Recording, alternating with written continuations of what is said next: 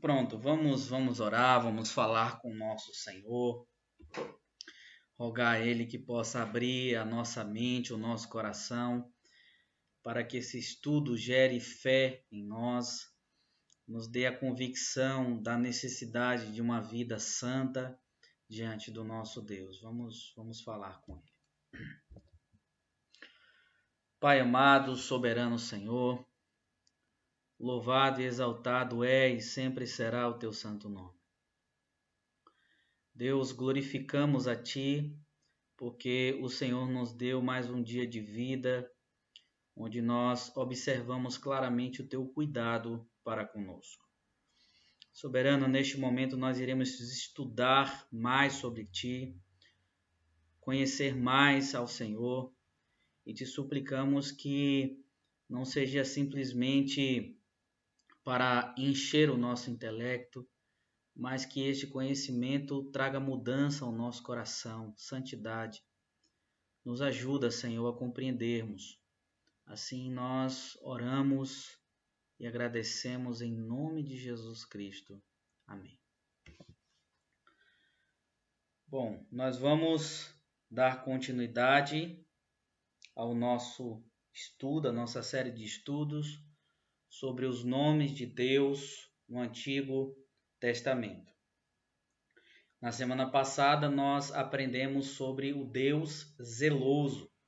Nós vimos aí o que isso significa, né?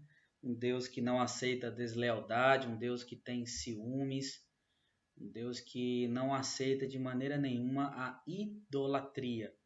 Ele não quer e nem nunca será o segundo lugar, né? Ele é sempre o primeiro lugar na nossa vida. E hoje nós vamos aprender mais sobre os nomes de Deus no Antigo Testamento. E o nome que nós vamos estudar hoje, aprender mais sobre ele, é este aqui. Netzar Israel. Aqui está a transliteração do nome. A transliteração é a forma que nós lemos o nome, essa aqui. Netzar, equivalente a esta palavra aqui. E Israel, aqui, equivalente a esta palavra. Então, essa é a forma que nós lemos este nome de Deus em hebraico, tá? Diferente do português, o hebraico é da direita para a esquerda que se escreve, não da esquerda para a direita, como nós estamos acostumados. E qual é o significado desta palavra? Qual é o significado deste nome, né, citado aqui nas Escrituras? O significado deste nome é a glória de Israel. A glória de Israel. Deus é citado em algum momento nas Escrituras como aquele que é a glória de Israel. E o que isso significa? Né? Quais as coisas que este nome, de maneira geral, nos ensina sobre o nosso Deus? E é isso que nós vamos aprender neste momento, a exemplo da semana passada. Nós vamos analisar este nome composto aqui de Deus. Nós vamos analisar todas as palavras para nós entendermos o significado, né, de por que Deus foi chamado de a glória de Israel. Então vamos lá, vamos ver onde este nome aparece, né? Eu peço a você aí que abra a sua Bíblia no primeiro livro de Samuel, no capítulo 15, mais especificamente os versos 28 e 29. Primeiro livro de Samuel, capítulo 15, do verso 28 ao verso de número 29. O que está escrito lá? Vamos ver agora. Acompanhe comigo a leitura.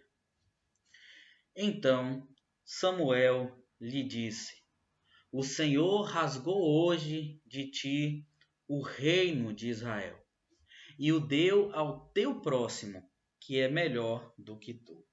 Também A glória de Israel não mente nem se arrepende, porquanto não é homem para que se arrependa.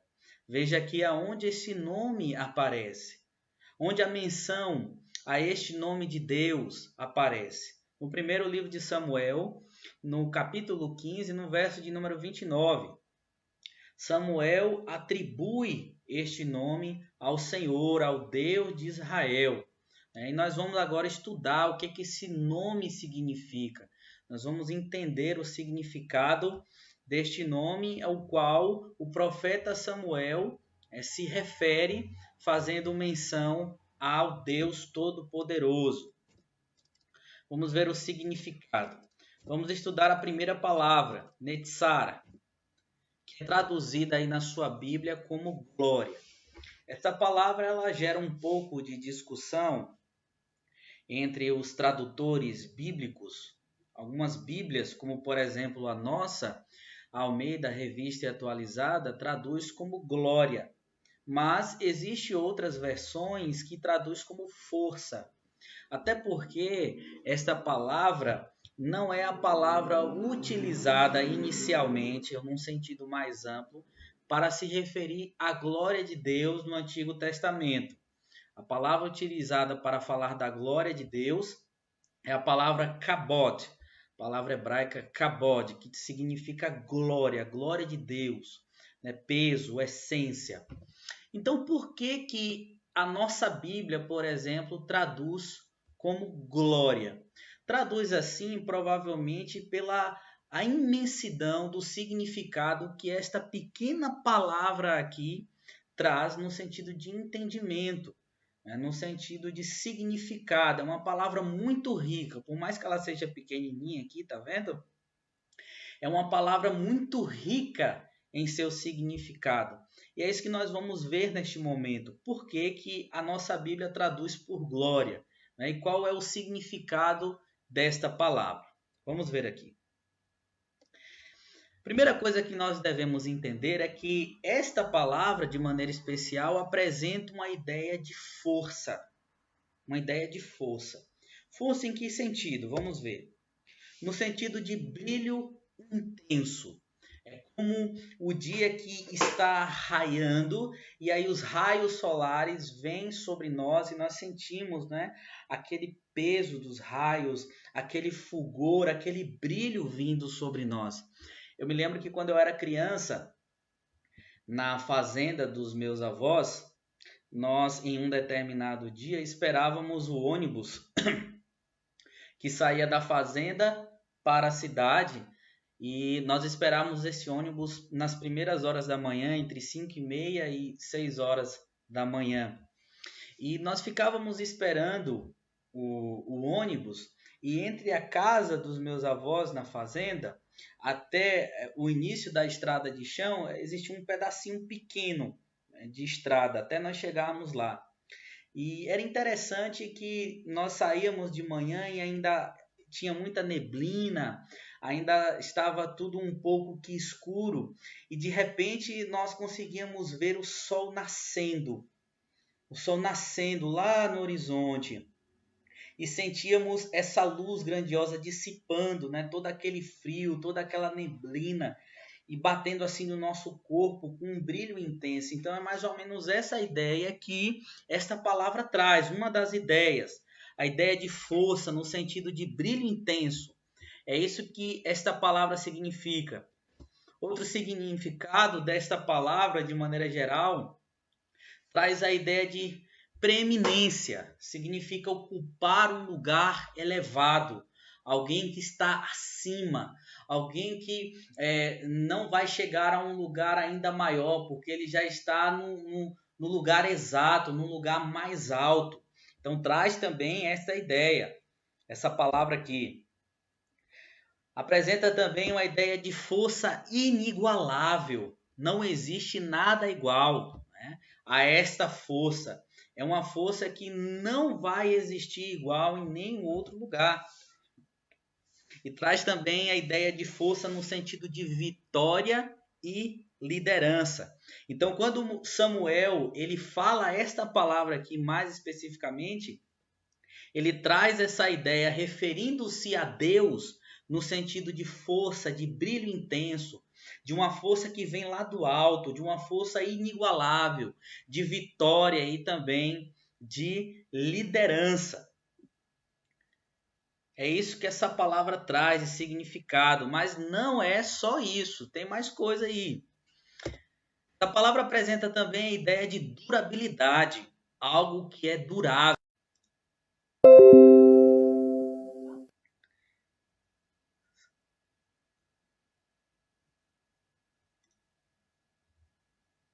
Tivemos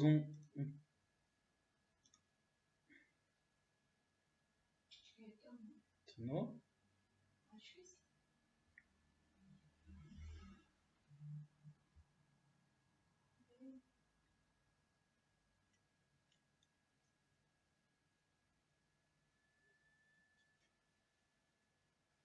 Tivemos uma pequena queda aqui de internet, mas nós já retornamos. Tudo ok? Acho que sim, aqui não tá. Tá processando, deixa eu ver.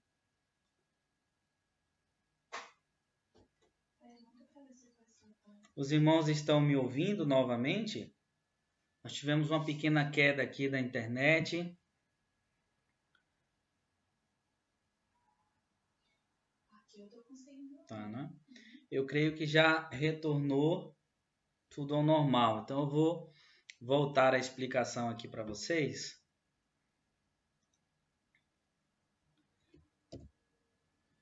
Que esta palavra, a palavra que nós estamos estudando aqui, Netzar, que é traduzida na sua Bíblia aí como glória, também apresenta uma ideia de durabilidade, né? Aquilo que dura. Em que sentido?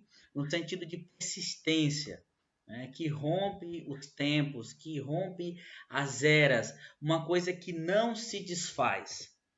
Também de perpetuidade, alguém que é perpétuo, alguém que é para sempre, né? Alguém que estará sempre e sempre presente nos tempos.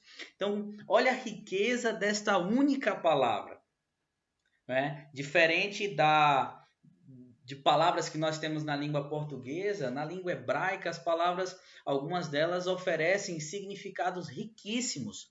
E quando Samuel ele se refere assim ao Deus Todo-Poderoso, ele traz essa ideia maravilhosa de força, de brilho, de preeminência, de alguém que é inigualável, de vitória e liderança, mas também de alguém que tem uma durabilidade perpétua, eterna, que persiste, que sempre existirá, era após era e tempo após tempo. Veja a grandeza desta palavra, a qual Samuel se refere ao nosso Deus, né? Palavra Netzah. Agora nós vamos ver a outra palavra. Deus é chamado de glória de Israel. Tá? Então nós vimos a primeira palavra, que é traduzida como glória na nossa Bíblia. E agora nós vamos estudar a segunda palavra deste nome, Israel. Qual é o significado desta palavra, Israel? A primeira coisa que nós devemos saber é que esta palavra é a junção de duas palavras hebraicas. A língua hebraica ela tem uma riqueza de significado um pouco diferente da que nós temos, por exemplo, na nossa língua portuguesa. Muitas vezes uma palavra só é a junção de duas palavras hebraicas para formar um significado, como por exemplo a palavra céu em hebraico, Shamaim, né, a palavra céu em hebraico. Esta palavra é a junção de duas outras palavras, a palavra Sham, que significa aquilo que está no alto, lá do alto, e Maim, que é água. Então, para um judeu, o céu é como se fossem as águas, né, lá de cima. O céu azul, tudo que existe lá em cima é como se fossem as águas lá de cima. E é igualmente essa palavra aqui, Israel, é a junção de duas palavras hebraicas. A palavra lutar e a palavra Deus. Observe que no estudo passado nós explicamos um pouco do significado da palavra El. Está aqui, né, no final do nome. Então, esse é o significado do nome Israel. É lutar e Deus. É a junção dessas duas palavras. E aonde esse nome surgiu? Esse foi o nome dado ao patriarca Jacó. Como falamos no início aqui, o nome Jacó significa usurpador, aquele que é enganador. Nós vemos que no nascimento de Jacó e Esaú, Jacó ele nasceu grudado no calcanhar de Esaú. É interessante até nós sabermos que o nome Jacó vem justamente a raiz de uma palavra hebraica, que significa calcanhar. Porque para o povo daquela época, alguém que queria usurpar o direito do seu próximo ou tomar o lugar do seu próximo, segurava no calcanhar do seu próximo. Então é muito interessante isso. E Jacó, né, teve esse nome aí. Nós sabemos que ele enganou o seu próprio pai, Isaac. Ele fugiu, foi morar com Labão. Nós sabemos de toda a história que aconteceu entre ele e suas esposas, Labão. Mas nós vimos aí um grande período de Jacó lutando com os homens, né? Sendo enganado pelos homens. Por exemplo, ele enganou seu pai pelos olhos. Isaac estava ali cego. E é interessante quando nós olhamos a Bíblia especificando que as esposas de Jacó, elas tinham características diferentes, como por exemplo, Raquel era formosa e Lia tinha os olhos baços. Quando nós lemos essa palavra aí, baços, a ideia que vem é que Lia ela era vesga, né, dos olhos. Todo mundo pensa dessa forma, porém nem no português mesmo tem uma tradução exata para isso. Mas quando nós olhamos o texto hebraico, nós vemos que esta palavra traz um significado diferente, né? A palavra usada ali, onde a nossa Bíblia traduz como olhos baços, significa olhos claros, olhos sedutores, olhos que criavam até espanto. E o que isso significa? Se você perguntar aí para um judeu que são olhos defeituosos, vamos dizer assim, ele vai te dizer que são olhos claros. É muito interessante isso, né? São olhos claros, olhos chamativos. Então a Bíblia está dizendo, Raquel era formosa e Lia tinha uns olhos sedutores. E é interessante nós observarmos que Jacó, ele não foi enganado como muitos dizem. Labão enganou a ele e ele casou e aí deu Lia para ele e ele não sabia o que estava fazendo, não é? E aí tudo isso aconteceu quando ele acordou, que deixou de estar bêbado, é o que todo mundo diz, eu não sei de onde tiram isso. Ele viu, né, que tinha sido enganado. Não foi assim. Ele foi seduzido pelos olhos de Lia. E o que isso significa? Que da mesma maneira que ele enganou o pai dele pelos olhos, ele também foi enganado pelos olhos de uma mulher. E nós vamos vendo estas coisas acontecendo na vida de Jacó. Jacó foi enganado também por Labão, né, em outras ocasiões. E ele passou por muitas dificuldades, mas chegou um tempo em que Jacó teve um encontro, né, com um homem. Muitos dizem aí que é um anjo, outros dizem que é Deus, né? E nós vamos ver que ele teve um encontro com esse ser que o que tudo indica era um ser divino. E ele passa ali a noite toda lutando com aquele homem, dizendo, eu não posso deixar você ir se você não me abençoar. Eu não posso deixar você ir se você não me abençoar. Até que o dia vai rompendo, né? E aquele homem ali, que tudo indica ser um ser divino, muda a história daquele homem, muda o nome daquele homem. Passa de usurpador, de um homem que enganava as pessoas, para um homem que lutou com Deus. E como um príncipe prevaleceu, tá? Então Israel significa isso, lutar com Deus, aquele que lutou com Deus. E veio inicialmente como um nome dado ao patriarca Jacó. Mas posteriormente nós vimos que Israel tornou-se um nome dado a uma nação. A nação de Israel que existe até hoje. Também esse nome significa o povo de Deus no Antigo Testamento. Se tornou uma nação, mas não uma nação qualquer.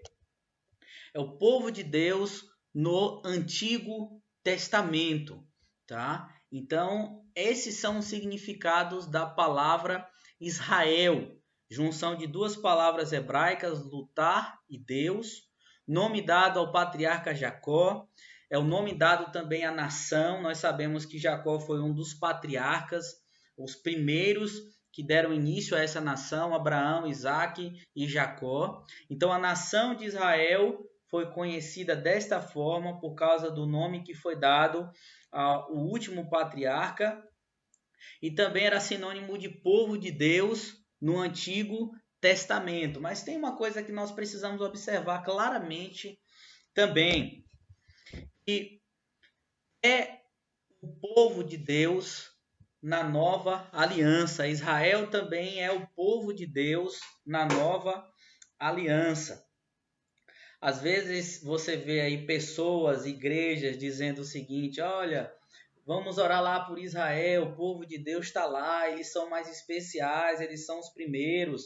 Igrejas que carregam a bandeira de Israel, né, em seus cultos, em seus templos. Não é? Mas essas pessoas, elas não enxergaram ainda que o povo de Deus, a Israel de Deus, a partir da nova aliança, o que significa a nova aliança? A aliança do Evangelho da graça do Senhor Jesus Cristo, o Novo Testamento, o Israel de Deus, o povo de Deus, se tornou todos aqueles que foram chamados e remidos pelo sangue do Senhor Jesus Cristo. Nós temos textos que comprovam isso, Romanos 2, 28 e 29, Romanos 11, 25 e 29, Gálatas 6, 15 e 16. Então, a Israel de Deus hoje, o povo de Deus hoje, não é quem está lá, mas são todos aqueles que foram chamados e remidos pelo sangue do Senhor Jesus Cristo. Nós somos a Israel de Deus. Começou com eles lá no Antigo Testamento, mas hoje Israel de Deus são todos aqueles que realmente são salvos pelo Senhor Jesus Cristo, chamados, são alvos da obra do Senhor Jesus Cristo. Então, de maneira geral, o significado deste nome é ele é aquele que tem a glória inigualável, vitorioso, preeminente, perpétuo. E também ele é a força e a vitória de Israel, ou seja, do seu povo hoje espalhado por toda a face da terra, de todas as tribos, nações, línguas. Então, quando o tradutor coloca glória de Israel, né, é a palavra que engloba tudo isso aqui, pode ser traduzido também como força de Israel, como a vitória de Israel, mas de maneira ampla, este é o nome de Deus citado ali por Samuel. Ele é a força, ele é a vitória do seu povo, alguém que é inigualável. Nós precisamos ter isso muito claro em mente, mas para compreendermos mais o que esse nome significa, para nós compreendermos mais acerca de tudo o que este nome tem a nos ensinar, nós precisamos entender o contexto em que Samuel falou isso. Por isso eu vou pedir que você retorne, né, aí no texto 1 Samuel, no capítulo de número 15. Mantenha aí sua Bíblia aberta. Vamos ver aqui o que é que o texto nos ensina, né? Qual o contexto deste nome de Deus? Por que Samuel disse isso? Em qual situação Samuel se referiu a Deus desta forma? Abra aí a sua Bíblia, primeiro livro de Samuel, no capítulo 15. Nós vamos ver o seguinte, que Saul desobedeceu a Deus. No capítulo 15, no verso de número 3, Deus dá a ordem para que ele fosse, Samuel, e destruísse os amalequitas, tá? Deus queria que Saul fizesse isso. Ele deu a ordem para que Saul fosse castigar os amalequitas. E olha aí a ordem que Deus deu a Saul no verso de número 3 do capítulo 15.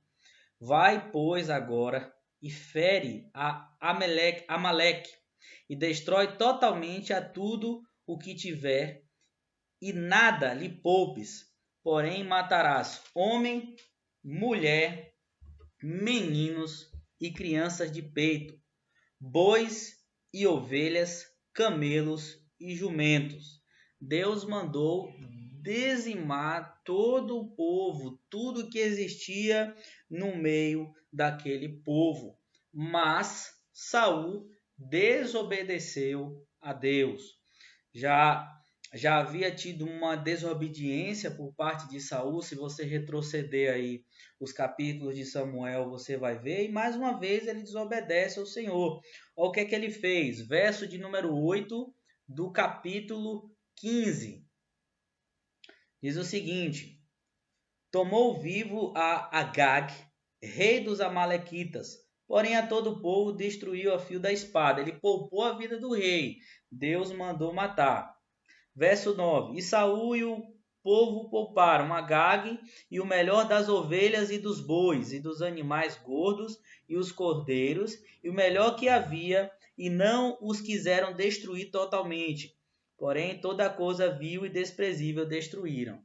Observe mais uma desobediência aí de Saul.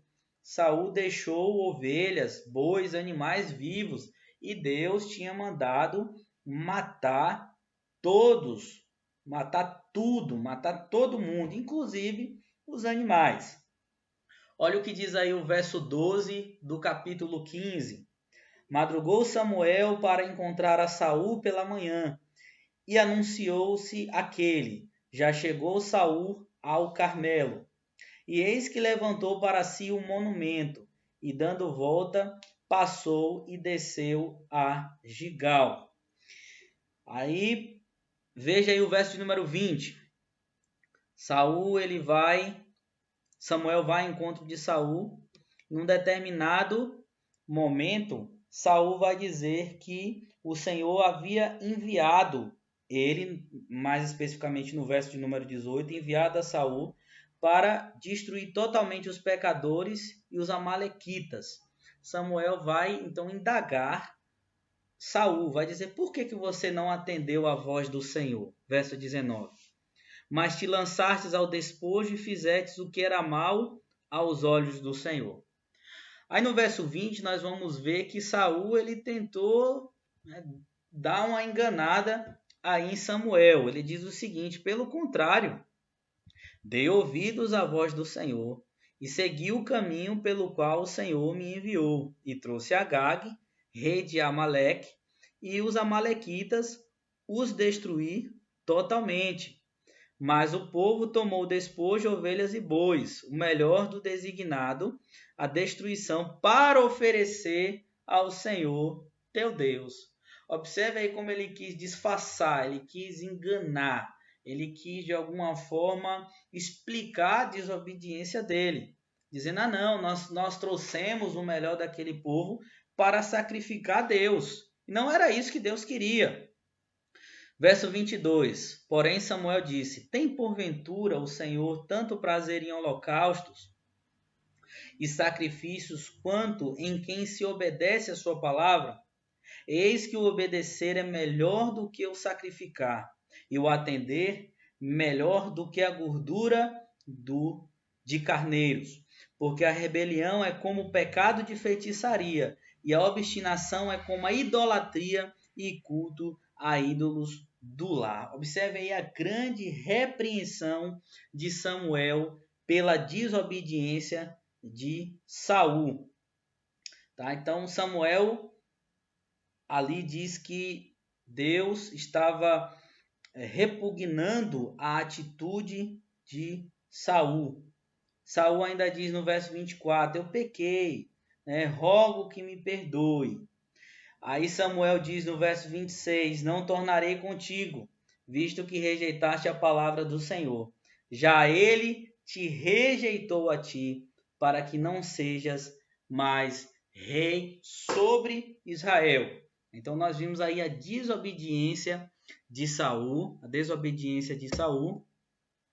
E Saul, a partir daqui, depois de uma sucessão de desobediências a Deus, ele perdeu o reino de Israel. E o texto vai nos mostrar que Samuel se virou, verso 27, para ir embora. Mas Saul segurou pela orla do manto e este se rasgou. É neste contexto da desobediência de Saul, da perda do reino de Israel, que Samuel profere essas palavras que nós vimos, versos 28 e 29. O Senhor rasgou hoje de ti o reino de Israel e o deu ao teu próximo, que é melhor do que tu. Nós temos aqui uma referência a Davi. Deus, ele deu o reinado, ele tirou o reinado de Saul para dar a Davi. Nós vamos ver isso no capítulo de número 16. Mas aí Samuel, ele continua o seu argumento, dizendo, também a glória de Israel não mente, nem se arrepende, porquanto não é homem para que se arrependa.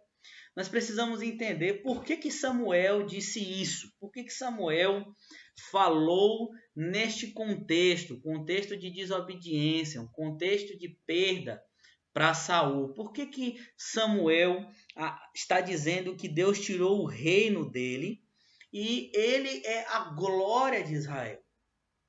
E nas diversas pesquisas que fiz sobre esta passagem aqui, podemos chegar a uma conclusão muito clara. O que Samuel está dizendo é que Deus é suficiente para o seu povo.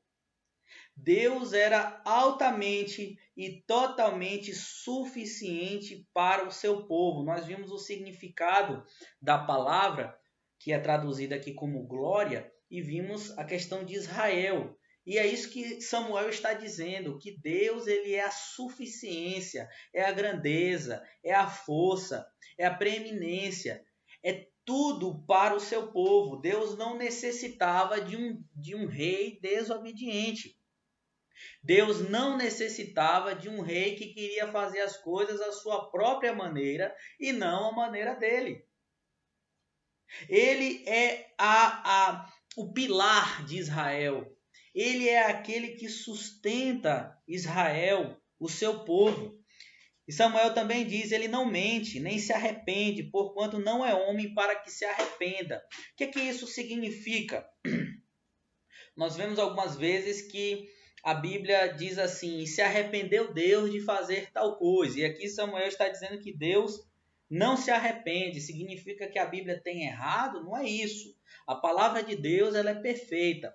Mas quando, por exemplo, nós vemos aí esta expressão, Deus se arrependeu, como por exemplo ali na época de Noé, lá em Gênesis, fala que Deus se arrependeu de ter feito o homem, traz a ideia que Deus mudou de ideia no sentido de decidir fazer diferente.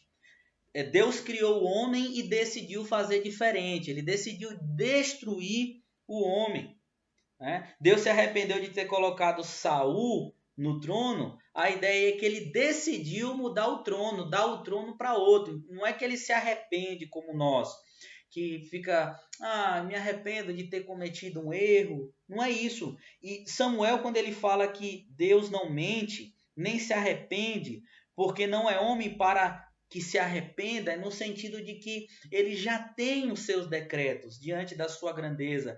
Ele é suficiente, ele é enorme, ele é grandioso, ele é perfeito, ele é perpétuo, tá? Então, ele é tudo tudo que o seu povo precisa. Ele já tem os seus decretos.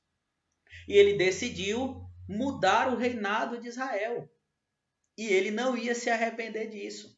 Ele requer dos homens obediência, como ele quis de Saul. E ele não muda. Saul desobedeceu, ele abomina a desobediência. Ele não muda. Ele sempre vai ser esse Deus que requer a obediência daqueles que dizem ser os seus servos. Então, quando Samuel fala que o Senhor é a glória de Israel, ele engloba tudo isso. Ele traz a ideia de Saul e também para o povo que leu primariamente esta passagem, que Deus é a suficiência do seu povo. Ele não muda, ele não precisa de homens, ele não precisa de nada de maneira secundária que possa surgir para ser quem ele é, porque ele já é tudo. Ele é suficiente, ele é a glória do seu povo. E nós podemos ver isso, meus irmãos, também na pessoa de Cristo Jesus. Nós podemos ver isso na pessoa de Cristo Jesus. Existem vários textos que vão apontar Jesus, principalmente no Novo Testamento, como alguém que é suficiente. Alguém que é força, alguém que é eterno, alguém que é de maneira geral glorioso. Existem vários textos e nós poderíamos colocar aqui vários textos que tratassem essa mesma ideia, tá? Mas eu escolhi um texto específico para mostrar o quanto Cristo é suficiente. O quanto o Senhor Jesus Cristo é grandioso, poderoso, suficiente para realizar tudo aquilo que Ele mesmo predestinou, pré-ordenou, juntamente com o Pai, com o Espírito, antes da fundação dos tempos. Esse texto aqui, Colossenses 1, de 15 a 17. O que é que esse texto nos ensina? Vamos ler o texto. Este, no caso Jesus, Paulo está se referindo a Cristo, é a imagem do Deus invisível, o primogênito de toda a criação, pois nele foram criadas todas as coisas, nos céus e sobre a terra, e as visíveis e as invisíveis, sejam tronos, sejam soberanias, quer principados, quer potestades, tudo foi criado por meio dele e para ele. Ele é antes de todas as coisas. Nele tudo subsiste. Amém. Paulo está falando da obra do Senhor Jesus Cristo, de tudo o que ele fez, da sua grandeza, né, na história para com o seu povo. E ele vai mostrar essa suficiência de Cristo. Todas as coisas foram criadas por meio dele e para ele. Ele é o princípio de tudo, ele é soberano sobre tudo e sobre todos, né? Ele é antes de todas as coisas, nele tudo subsiste, ou seja, ele é suficiente. Ele é suficiente. Como é que nós aplicamos isso à nossa vida? O conhecimento deste nome de Deus, a glória de Israel, todo o significado que ele trouxe e traz para nós hoje. O que significa para a nossa vida entender que isso é visto claramente em Cristo Jesus, que é também o Deus Todo-Poderoso, maravilhoso, glorioso, a suficiência do seu povo. Significa, meus irmãos, que nós não precisamos de mais nada e de mais ninguém a não ser o nosso único e verdadeiro Deus. Nós temos a mania de querer depositar, por exemplo, em homens, toda a nossa perspectiva de vida. Nós estamos vivendo um momento político delicado, vamos dizer assim. e as pessoas elas vão para redes sociais falar, expor a opinião, trazer soluções, às vezes xingar, esculhambar as pessoas, as autoridades, falam diversas coisas, se desesperam, e agora o que será de nós? Mas essas pessoas, membros de igreja ou não, ainda não compreenderam que Deus é a nossa suficiência. Precisamos compreender que Deus é tudo que nós precisamos. Ele é a nossa glória, Ele é a nossa força, Ele é a força do seu povo, Ele é a duração do seu povo. É Ele que comanda a nossa vida. Nós não devemos confiar em homens, nós não devemos confiar em presidente, nós não devemos confiar em ministro. Se nós vivemos dessa forma, colocando toda a nossa perspectiva em homens, nós não compreendemos quem é o nosso Deus. Mas quando nós passamos a compreender que Ele é suficiente, aí sim a nossa mente se abre. Samuel estava repreendendo ali o rei de Israel. Certamente ali tinha vários soldados, várias pessoas concordando com a atitude do rei, mas ele disse: olha, o reino está sendo tirado de você, você foi desobediente, mas a glória de Israel, a força de Israel, a vitória de Israel, né? Ele sim é a base do seu povo, ele não mente, ele não muda. E o Senhor nos diz claramente que é Ele que comanda a nossa vida, é Ele que põe reis, é Ele que retira reis das suas posições, é Ele que institui magistrados sobre a nossa vida. Então nós precisamos compreender isso. Deus é a nossa suficiência. Coloque a esperança nele. Nós estamos numa situação onde o coronavírus está afligindo o mundo, parando o mundo, a economia tendo um déficit enorme, as pessoas desesperadas, gente morrendo, mas devemos confiar em meio a tudo isso. O Senhor é tudo que nós precisamos. Ele é o que nós precisamos, Ele é que nos preenche. Nele tudo subsiste. Nós precisamos também parar de confiar muitas vezes dentro da igreja que pastor fulano é melhor do que pastor Beltrano e que a igreja só vai bem se tiver alguém que está mais próximo de Deus, tem um escalão, um alto escalão maior diante de Deus. Parem com isso, nós não podemos viver assim. É Deus que é a nossa suficiência. Pastores, servos de Deus, são pessoas ali colocadas para viver na dependência do próprio Deus. Mas a palavra última de toda a igreja, a palavra última da igreja de Camaquã, a palavra última da igreja presbiteriana, a palavra última da igreja mundial é o nosso Deus. Ele já tem os planos traçados, ele não vai mudar, ele é imutável. Então, quando nós entendemos isso, quando nós sabemos o que é que significa Deus ser a glória do seu povo, nós aprendemos também a viver neste mundo, a tirar a nossa perspectiva dos homens, a tirar a nossa perspectiva das atitudes daqueles que estão nos comandando, que estão acima de nós. Neste mundo, vamos dizer assim, no quesito autoridade, seja fora da igreja ou dentro da igreja, Deus é a suficiência do seu povo espalhado por toda a face da terra. Vimos que o antigo Israel era um povo peculiar de Deus no Antigo Testamento, mas no Novo Testamento, Israel, Sião, é todo o povo de Deus espalhado pela face da terra pelos séculos dos séculos. Então é isso que significa a glória de Israel. Deus como aquele que é a glória de Israel.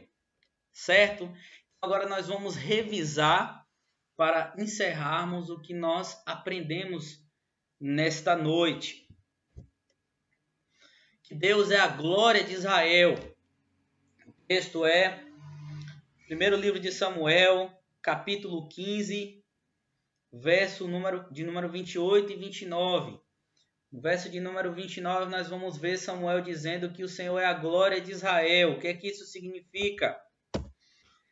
Ele é a força e a vitória de Israel. Ele é a força e a vitória do seu povo, da Israel celestial, do povo de Deus espalhado por toda a face da terra, pelos séculos dos séculos.